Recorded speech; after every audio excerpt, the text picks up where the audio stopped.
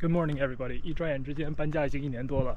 我刚从家里出来，在小区附近走一走，趁这个机会呢，我也想简单把之前那个房子和现在这个房子做一个比较。上一个房子是贷款买的，这一次不一样，是全款现金买下来的。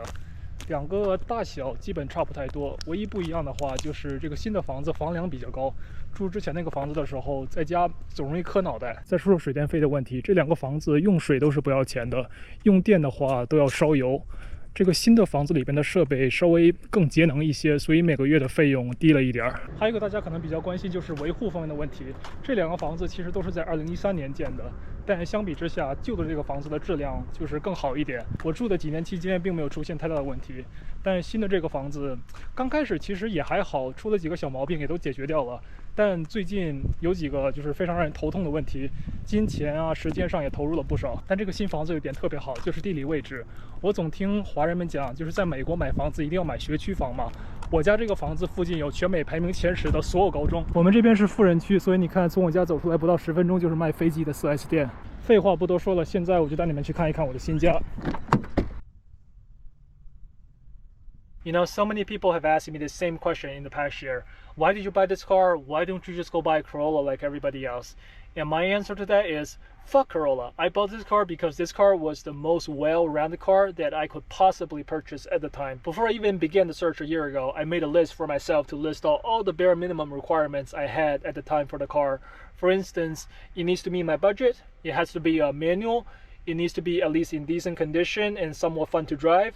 And most importantly, due to my unique situation, there needs to be enough room, however cramped, for me to lie down and sleep in the back. And this car in particular checked all those boxes. Corolla, on the other hand, was a miss on at least 2 of them. You know, car ownership is just fundamentally different for some people than others, because whenever I get behind the wheel, I need to feel that I'm engaged, I'm involved, there's something exciting going on. I don't want to feel like, what a piece of shit I'm driving right now. Not in terms of feature set or comfort, I'm talking about the actual driving experience. I feel like some people buy cars the same way I buy clothes. We're almost like single issue buyers. What I mean by that is, whenever I buy a shirt, all I care about are the price and the color. And the same goes for those car buyers. Other than the price tag, they only care about how reliable the car is. They don't care about how it drives, what type of transmission it has, what the horsepower is. And that's just not how I approach car ownership, honestly. I'm not saying reliability is not important. Of course it's important. It could possibly cost you huge sums of money and time. But for me personally, I just see things a little differently, that's all.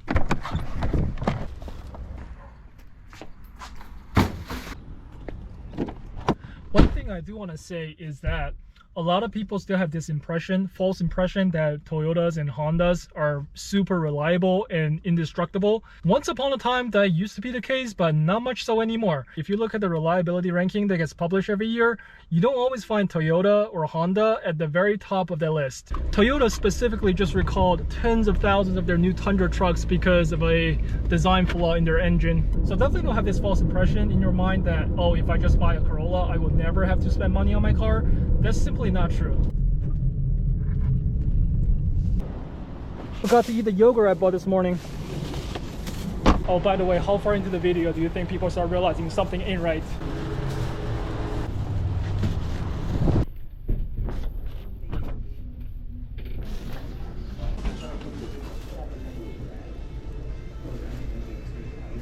Come on.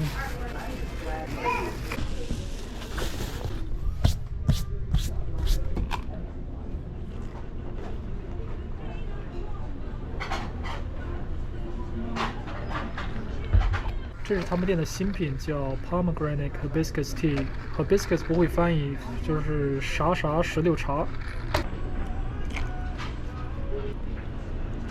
I need a spoon.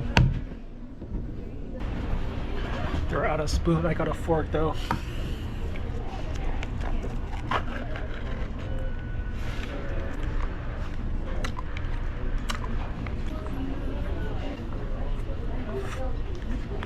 我早上去的那家沃尔玛没有那种瓶状的酸奶，只有这个。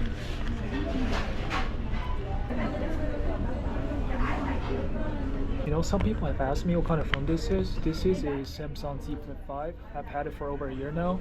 It's a decent device, but I don't think I'm gonna have another flip phone anytime soon. The reason for that is I'm not sure you can see in the camera, but the screen is already starting to crack. And I'm not talking about the crease in the middle, that was there in the beginning, but the cover that they put on top of the OLED is starting to wear out. When I run my finger through it, I can feel all the sharp edges. Another problem is this metal rail kind of chipped over here, which caused the rubber seal to pop out. I have to put it back in myself. And probably related to that, you can really see a dead pixel developed next to the rubber seal. And last but not least, the most important hinge mechanism. Take a listen. It's not that bad, but there's definitely something grinding on the gears. I don't know how much longer it's gonna last.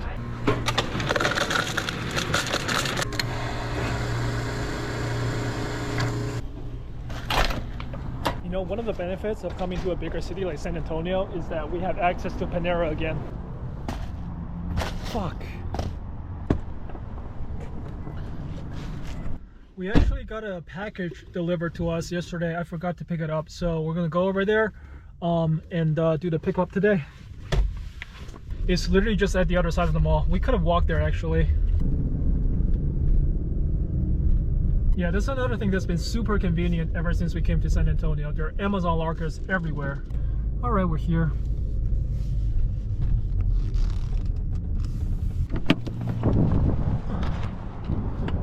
I think the locker is inside that Ross store.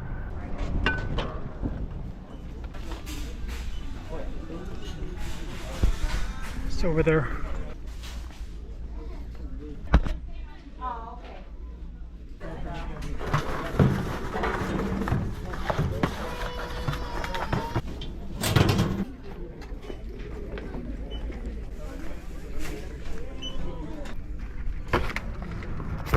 This locker, you actually don't put in the code. It just connects to your smartphone via Bluetooth.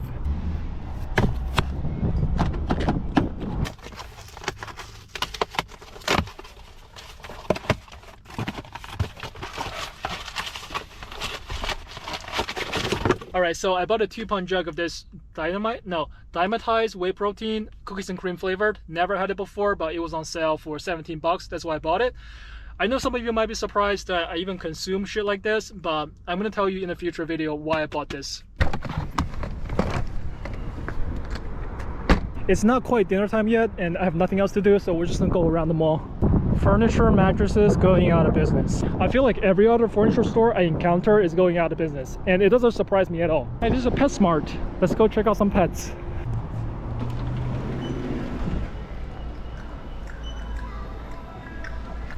What do they got here? Birds. Oh, kitties. It's got a lazy eye.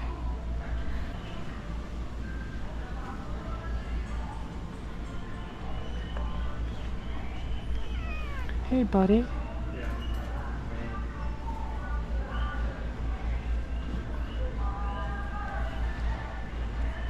His name is Snickers. They're not very energetic at all.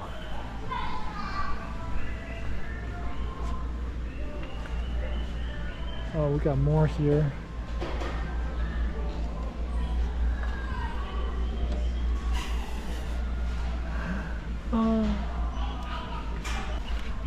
They're all sleeping.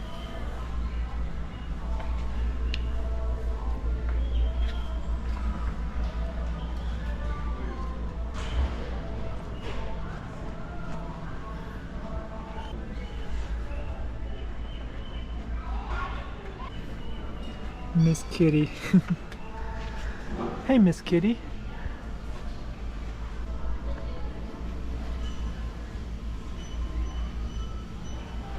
Stop licking your ass.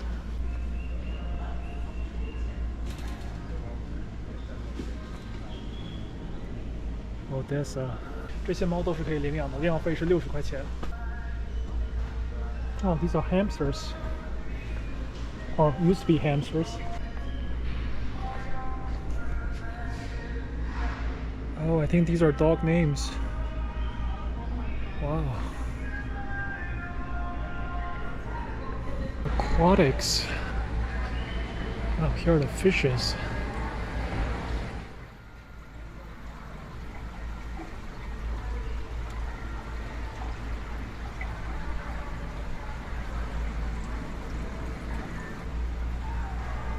This section of the fish is currently unavailable for sale due to an itch outbreak. We apologize for the inconvenience. What's an itch outbreak? I don't know what that is. 40 cents each. This is $9. 这个算是最贵的了，14块钱。反正我是没看出来那个40美分的鱼和14块钱的鱼有什么区别。What store is this? Skechers. Alright, so we got TJ Maxx and the Old Navy. I don't want to go in either of them. This is like a pretty big mall. I don't know what's it called. Oh my, deals. Styles from $10. GameStop. Good stuff. This store sells good stuff.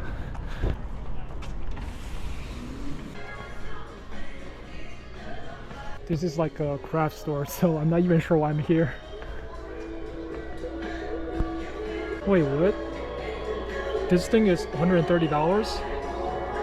No way. That's super expensive. This is 50. This is 125. No, 120.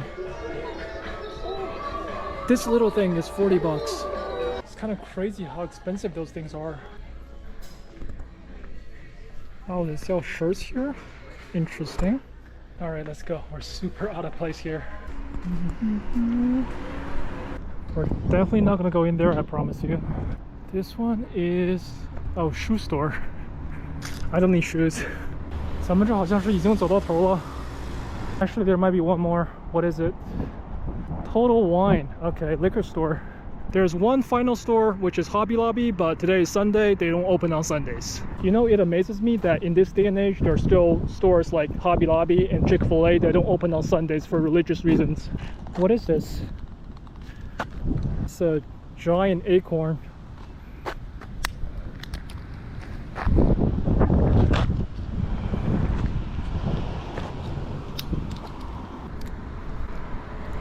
It 这个长得像，有点像栗子啊，不像吗？ You know, it's kind of funny because the place we're gonna eat dinner at today is partially why all these furniture stores are going out of business. There's a Panda Express right over there, but as tempting as that may be, we're not gonna eat there today because we already made dinner plans as mentioned earlier. You know, it's a little bit early, but I think we can start heading to the dinner place. Oh, right, I want to talk about the new wheels we got. I have them for a few days now, and here are my first impressions. First, those are some ugly ass wheels. Let's just get that out of the way. If those wheels are on Tinder, they will get 0 likes. And the reason why these wheels look incredibly bad on this car is due to a multitude of factors. One is that these wheels are 16s where OEMs are 18s, so they're incredibly oversized. They're incredibly undersized. And second, just like the design and the winter tires, like everything, it just like seems out of place. And when it comes to performance, there's a dramatic difference between these wheels and the OEMs we had before. Like even on day one, I noticed that how much braking in particular suffered. I can feel the actual difference between how much distance I needed before with the OEMs and how much distance I need right now with these wheels. And what that means is basically right now I'm braking either harder or earlier than before. To be fair, that has much to do with the winter tires as opposed to the actual wheels themselves. And on top of that, cornering and just handling in general kind of suffers due to the fact that we have a different compound on the tires as well as the loss of surface areas. That being said, despite all the downsides, for the cost, these wheels and tires are still a fucking steal. And not to mention winter is coming, so we're gonna eventually put these tires into good use. Alright, we have arrived at our dinner spot.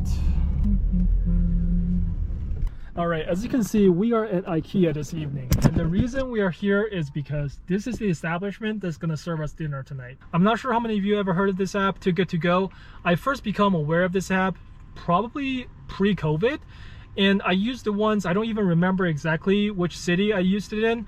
But ever since, I haven't ordered anything from it. Basically how the app works is that, you know, a lot of restaurants and bakeries, at the end of the day, they will have a lot of leftovers.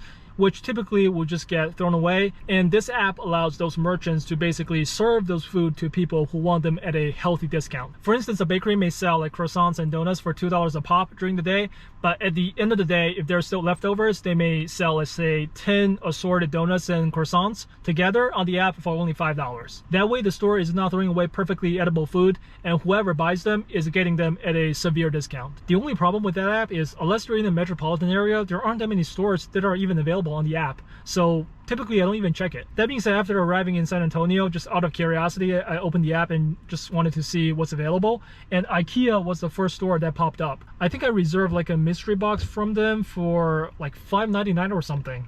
Yeah, plus tax is $6.49. Oh, that's another thing about this app. Everything is kind of a mystery. You don't know what you're getting, how much you're getting. The merchant has full discretion. They're just gonna give you whatever they have. I've actually never eaten at Ikea before. The last time I even went to an Ikea was 4 or 5 years ago, pre-COVID. So I have no idea what's on their menu. I know they have Swedish meatballs. That's the only thing I know. So if I end up getting bacon and eggs, I'll be so sad. We have to wait another 15 minutes before our order is available for pickup. They only give you like a 30-minute window for you to pick up your food. Less than 10 minutes to go. I think we can go in now. We're gonna go straight to the food court because I think most people know what the inside of an Ikea looks like. Do they do this at every location? American flag, Swedish flag, and Texas flag? Not Texas, but like state flag. Oh, it's right here. Excuse me, do I pick it up here? Oh no, it's gonna be at the restaurant. Restaurant? Oh, okay, thanks. Wrong place, it's not there. You can tell that I don't come here often. He said restaurant. Is there like a restaurant here? I don't see any restaurants. There's a Swedish food market, but this is more like a convenience store. It's not a restaurant. I literally have no idea where I am right now. Do you by any chance know where the restaurant is? Yeah. Because there's these 2 sets of doors. Right here? Yeah, make right into the main path. And then there's a shortcut from Sofas Okay. to the kids area and make a right. You can ask along Okay, the way. alright, thank you so much. Honestly, I don't remember a single thing she said, so we just have to walk around and find it. I do remember she said sofa and kids, so I see kids furniture here. Oh, it's right there. There's literally nobody here. I think they're closed already. Hi there, I'm here for a pickup order. Oh, thank you so much. You too. I have no idea what's in it, but it's super heavy. It must be like 5 pounds. Oh my god, I'm lost. I can't get out. Thank god we're out. Look at the sunset though. So pretty.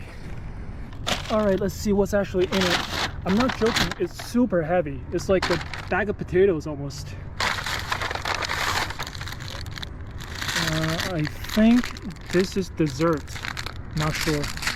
Here's the main course. There's one. Got a second one. This one is slightly lighter than the other one. Alright, let's... Oh, fuck! Cut my hand. Let's open this one. I see mashed potatoes, and this is some kind of green beans, maybe? No wonder it's so heavy. It's literally potato in mashed form. Let's see what's in this one. Oh, meatballs, macaroni and cheese, gravy. This one is much better for sure. I just realized they didn't give me any utensils. Good thing I have some in my car. I got a whole bunch of disposable utensils. This is the mac and cheese.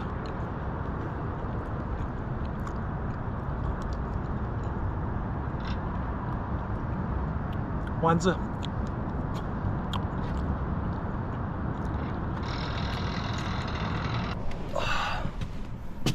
I had to come back in because the mosquitoes were literally swarming around me. I mean, the mac and cheese is okay. Not the best, but not the worst either. Very cheesy though. It has that like Kraft fake cheese kind of taste. That being said, we got like close to 30 meatballs.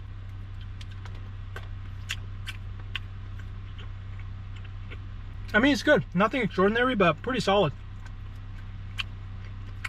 Like I said, I've never eaten at Ikea before, so this is the first time I'm having their Swedish meatballs.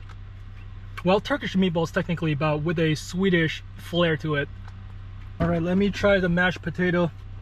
Oh my god, this is so fucking heavy. There must be like 3 pounds of food in there.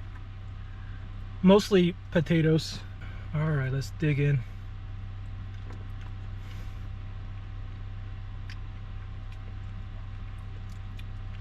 Very standard mashed potato. Not much flavor at all. It's like baby food. Like even the gravy is pretty bland. All right, what are these? So I see snap peas, green beans, regular peas. Yeah, just a bunch of greens, I guess. Like this plate is exactly what you get at a American high school cafeteria. Both of them are staples. These greens are literally just boiled with no seasoning. I mean, there's salt, but yeah. I'll still eat it though. It's not that bad actually.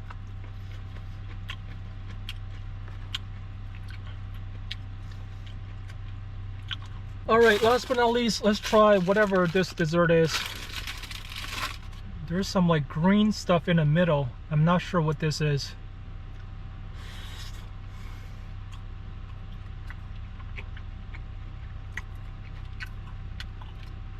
Ew. Ah. Wow, that's bad. That's really, really bad. God damn it. Dude, it's like you're eating sand almost. I don't know what they put in it. It's very grainy. Yeah, this is no good. Whatever this is, a swing and a miss. You know, overall that meal was decent, I would say, especially if you care about quantity over quality. They give you a lot of food, for sure. I didn't even finish like a third of it. But for me personally, I don't think I'm gonna get it again just because the selection was not to my taste. I can definitely understand if you're like a family of 4 and you just need to get the most amount of food that money could buy. This is like a great option for you. The type of food we got tonight was pretty much consistent with what I thought we would get. I just thought it would be fun to try a mystery box from Ikea. Before I sign off, there's something I want to quickly touch on, which a lot of people have asked me about. Actually, there are 2 questions. One is, why don't you DoorDash and make money to pay for a new set of wheels and tires? And second is, if you don't DoorDash and you need money, why don't you just go crowdfund? Regarding DoorDash, the reason I didn't choose to DoorDash is you don't really make a lot of money from DoorDash. I'm not sure if you guys know that. Like on a good day, I could probably make a little over $100, but at least half of that will have to go towards gas and tax. So I just end up pocketing like $50 a day. So in order for me to make $1,500 to pay for new wheels and tires, I have to work over a month just to accomplish that goal. Like DoorDash is fantastic when you need $500 to purchase a plane ticket. It's a whole different animal when you're talking about $1,500. I'm not saying that I will never do DoorDash videos again on this channel. I definitely will. It's just not the answer in this case. And in terms of crowdfunding, the reason I didn't even consider that is because I average about 15,000 views per video, and let's say 0.5% of the viewers decide to donate, and each person donates $5. That's 75 times 5. How much is it? I can't do the mental math, but it's not a lot of money. So even if I were to resort to crowdfunding, I have to wait forever just to reach my goal.